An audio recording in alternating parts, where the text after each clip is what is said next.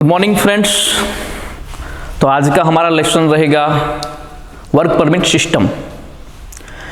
Work permit system क्या है, इसकी अहमियत क्या है इंडस्ट्रीज के अंदर, उसके बारे में हम डिस्कस करेंगे। वर्क परमिट इश्यू करने की किसके पास ऑथोरिटीज होती है, कौन इसको रिसीव करता है, परफॉर्मर के क्या उसके अंदर रोल रहता है, उसके बारे में डिस्कस करेंगे। वैसे कहा जाए तो इंडस्ट्रियल सेफ्टी इंजीनियरिंग में वर्क परमिट रीढ़ की हड्डी मानी जाती है। अभी तक हमने जितने भी लेक्चर्स पढ़े सेफ्टी इंजीनियरिंग के, उसके अंदर ऑक्यूपेशनल हजार्ड्स, उसके बाद में कंट्रोल मेजर्स ऑफ हजार्ड, तो सारे के सारे हजार्ड्स को एलिमिनेट करने के लिए जो प्रोसीजर है कि जिसके जरिए हम बहुत कुछ हजार्ड्स को वहाँ से हटाने के लिए कारगर हो सके, ऐसा एक सिस्टम कि जिसके जरिए आप फ्रीडम मिले, आपको हजार्ड फ्री वर्क प्लेस मिले, तो उसके लिए वर्क परमिट बनाना अति आवश्यक है। इसीलिए सेफ्टी इंजीनियरिंग में वर्क परमिट सिस्टम को रीढ़ की हड्डी माना गया है। विदाउट वर्क परमिट सिस्टम आप काम करते हो तो वहाँ पे बहुत सारे इंसिडेंट्स या एक्सीडेंट्स होने की संभावनाएं बढ़ जाती है। तो आज हम देखेंगे वर्क परमिट सिस्टम क्या है, वर्क परमिट सिस्टम की अहमियत क्या है। तो आमतौर पे देखा गया है कि वर्क परमिट के कितने प्रकार है। आपको कोई जनरली क्वेश्चन करता है तो आप लोगों ने उसको अनगिनत वर्क परमिट बताते हो, लेकिन यहाँ पे वर्क परमिट दो ही प्रकार की है। कितने प्रकार की? दो प्रकार की वर्क परमिट सिस्टम है। एक रूटीन वर्क परमिट और दूसरा non routine work permit. Routine work permit किसे कहा जाएगा और नॉन रूटीन वर्क परमिट किसे कहा जाएगा, वो भी जानना बहुत इंपॉर्टेंट है। रूटीन वर्क यानी कि जो हमारे कंपनी प्रीमाइसिस है, हमारा जो वर्क प्लेस है, वर्क प्लेस के ऊपर हर रोज जो काम होता है, चाहे वो जनरल वर्क हो, चाहे वो हॉट वर्क हो, कंफाइंड स्पेस हो, या फिर एक्सोलेशन परमिट्स का हो, या स्केप होल्डिंग खड़ा करना हो, या हाइट के ऊपर काम करना हो, ये आमतौर पे हर रोज काम होता है। तो वो हमारे रूटीन लाइफ में आता है, यानी कि जो हम प्रोसेस के अंदर उसको रूटीन में कन्वर्ट करेंगे, तो ये रूटीन वर्क परमिट अलग है। और नॉन रूटीन वर्क परमिट क्या है कि जो साल में एक बार आता है, 6 महीने में एक बार आता है, या कोई पूरे का पूरा प्लांट शटडाउन होता है उस टाइम पे उसका इस्तेमाल किया जाता है। वहां पे अलग एजेंसीज, एक्सटर्नल एजेंसी आके काम करती है, जो आपके कंपनी के बारे में फैमिलियर नहीं है, आपके वहां के हजार्ड्स के बारे में फैमिलियर नहीं है,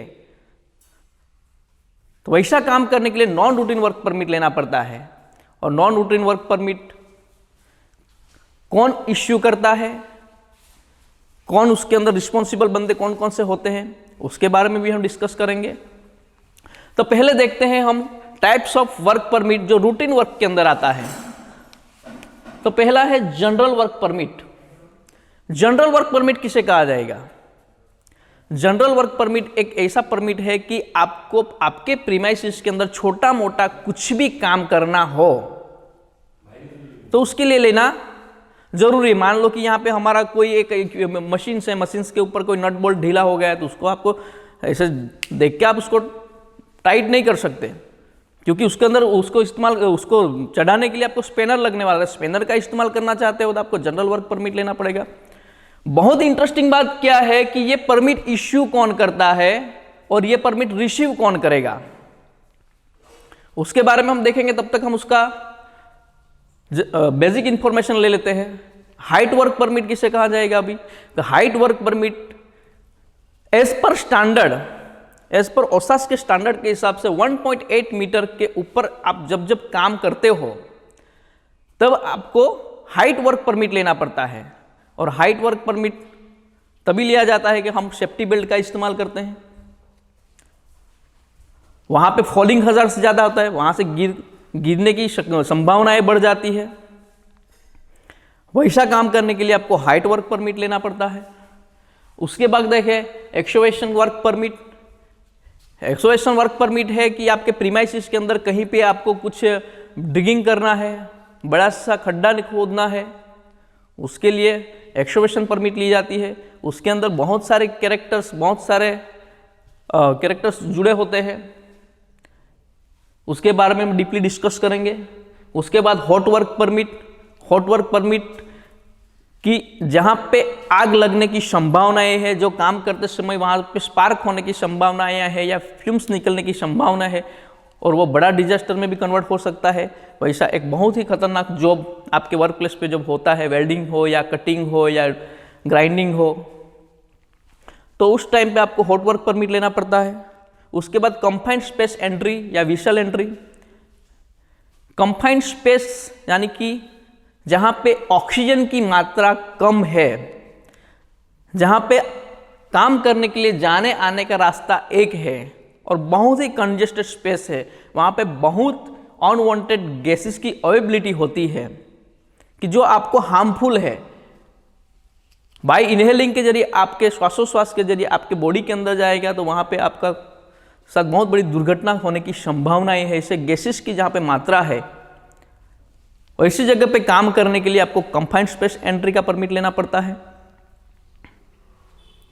उसके बाद हम देखेंगे स्केप फोल्डिंग इरेक्शन या उसको डिसमेल्टिंग करने के लिए, यानी कि स्केप फोल्डिंग को खड़ा करना हो या उसको गिराना हो।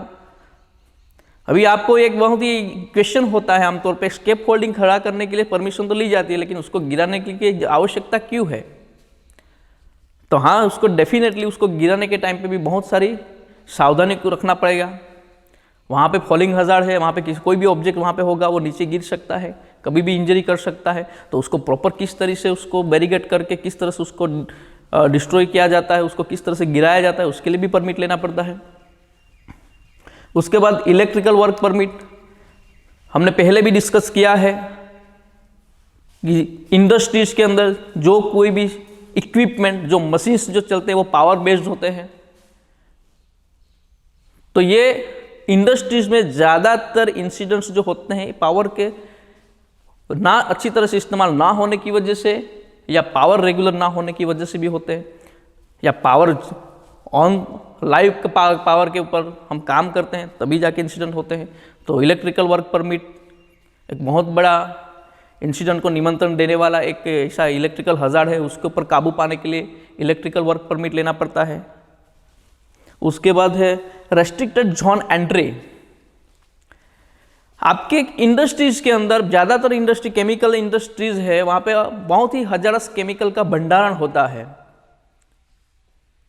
उसको स्टोरेज करने के लिए एक CCOE टैंक फार्म जैसे डिजिग्नेटेड प्लेस होता है, वहाँ पे वो टैंक फार्म के अंदर ऐसे केमिकल्स का स्टोरेज किया गया होता है।